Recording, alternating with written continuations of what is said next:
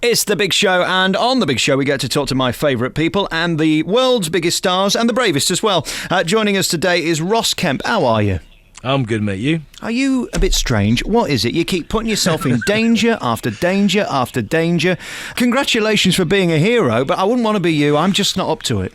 I don't think I'm really a hero, mate. I see heroes, I witness heroic acts, and I like to be able to be in a situation where I can record them. But I wouldn't necessarily class myself as one. I'm far too normal and far too scared to be a hero. But you know, I'm very fortunate to have been around some pretty heroic acts, and obviously I've now written a book about people who were heroes. Unfortunately, no longer with us. Let's start at the beginning. Most people will know you, of course, as Grant Mitchell. You shot to fame in EastEnders, but before that, you had still got a life and a career, hadn't you, really? Yeah, I like to think I had a life.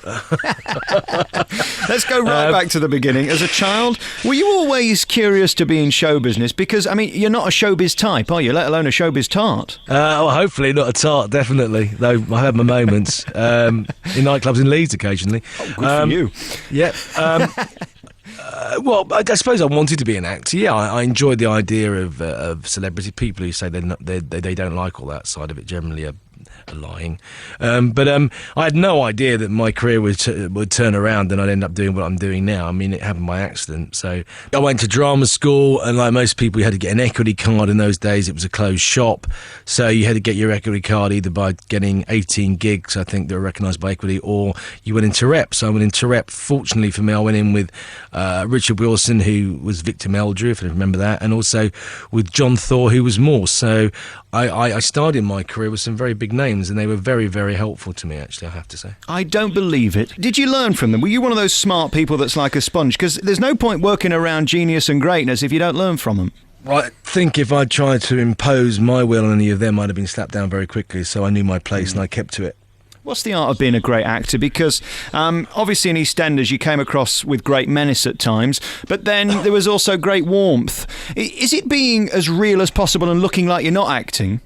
I would guess so. I mean, I haven't acted in such a long time. It's difficult to remember. In fact, I don't know if I could actually do that now. But I would suggest, I think that the best actors in the world are the ones that you can't see the joins. And also, I think that the best actors in the world are the ones that, when they're on their reverses, i.e. when they're listening rather than actually talking, that you actually want to be that person listening to the information that they're hearing. Of course, you have no trouble in the bathroom, do you, because of fruit and fibre and things like that? You were the face of it for a while. Did you get any free bars? Are you regular? Or anything? Are you regular? Do you know, I got to be honest with you, everything's fine right now. You sure you're not constipated? You sure? No, honestly, I take tablets 3 times a week, and I also watch Loose Women. That seems to do the trick. Loose women, loose bowels. You started off in adverts. Did that pay well? Because I'm just wondering whether you were able to get a flat out of it. Now? Yeah, I just need to know. I'm just thinking of, because this radio thing's not really working. You sure you're not getting paid enough, are you, clearly? This is the trouble. Local radio scene, nobody's interested. Did you always have a moral conscience, a love for people and a worry for them? Because, as I say, lately, you've done so much great work. Did you always want to do these type of programmes? It happened really by accident. I was asked to stand in for somebody else who didn't want to do it, basically. In the process of doing that, I met someone who was very interesting, who was a gang member who'd been shot 26 times, not consecutively at the same time. He was fascinating. I thought other people would find him interesting. I went to my bosses at Sky at the time and said, do you think I could make a series about this? They said, let's see. 18 programmes on later in a BAFTA. They were relatively successful. And then it allowed me to go to Afghanistan 5 times. And as I say, latterly to travel to Mexico, Peru, Ecuador, Congo, Kenya, South Africa, East Timor, places around the world that I would never have gone if I'd stayed as an actor. So, we could say probably better doing the other way around when you're younger because you have the stamina. But I have to say maybe if I'd done that when I was younger, I wouldn't have been able to have got the stories over as well as I hopefully can do now. I'm a little bit older and a little bit wiser. And in terms of the fear factor, how do you get insurance to go out there and do it? Because you are in real danger. I mean, you're meeting people who are at the very least dangerous and at the very worst could be out to get you. How do you get around that stuff? I have to say the broadcasters look after that thing. The most important thing, I think, is to tell the truth, to not go out with preconceived ideas about what you're going to find on the ground, to go out there with a blank page and hopefully, shoot enough tape to make sure you've got a pretty interesting and informative film that's also entertaining at the same time. Your new book, of course, is called Warriors, British Fighting Heroes. Yep. And these men, I mean, I did a short stint for BFBS Radio. I wasn't out there in service. I was over in Germany entertaining them there, which frankly was the safest place to be. You put yourself right in the heart of them. What have you learned as to what kind of character would put themselves on the front line? Brave, of course, doesn't cover it, does it? I think, the 5 times I've been out to Afghanistan, you meet people from different parts of the country, from different class backgrounds. I think the unifying thing about all of them is that they're actually good team players. And they have to be because their lives are dependent on one another. I think that goes, not only for the guys I've met in Afghanistan, but in terms of the research that I did for the book, and being very privileged to handle some of the letters these guys, these heroes that are in the book, wrote. One thing that comes over is actually how much they cared for their comrades. We're back with Ross Kemp on your favourite local radio station. It's Alex Belfield talking to a hero himself who has brought to our attention so many of the most depressing things in the world and shed light on them. How much work do you have to do for them to trust you to tell their story? You have to win their confidence. I think particularly with the soldiers, when I first met them, they were very suspicious of what our motives were. And in fact, on the internet, there are a lot of people saying, why the hell should Ross Kemp go out to Afghanistan, etc. And then hopefully after people watch the first program, they changed their opinion, and I think the second series enforced the fact that we were out there basically, just basically not to do anything about the politics of why or why not the soldiers should be there, but ultimately about what it was like to be a young soldier serving and fighting in a 21st century war. In terms of show business, very few other people would put themselves forward like this. I presume there aren't many fancy hotels in the middle of Fallujah. Well, no, but then again, it's not for those guys out there. I mean, I'm a long way from the Winnebagos, the makeup girls, and the bacon sarnies when you're out in Afghanistan, that's for sure. But also, it's a life-enforcing experience, and I think hopefully it's made me a better person if I was, sitting on my back, watching the TV, waiting to be called to go off and play a scene. You don't have any plan in life, really. If you do, you probably never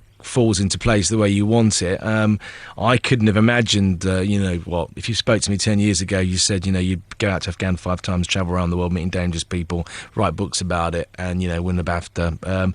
I'd have said, yeah, keep on taking the pills, mate. I'm very surprised at where I found myself, but also I think it's happened to make me a better person because, for instance, I've just come back from Haiti and met some incredible people that live in dreadful circumstances that aren't getting much help, and they still have a joy of life that a lot of people who are stuck on the M1 in traffic, probably listening to this now, probably haven't got, people who are sitting around the M25 right now, and I've been one of those people, guys, don't get me wrong, but I think, it's helped me understand a little more about myself, and I'm a little less likely now to get road rage when a guy in a flat cap, an old guy, cuts me up.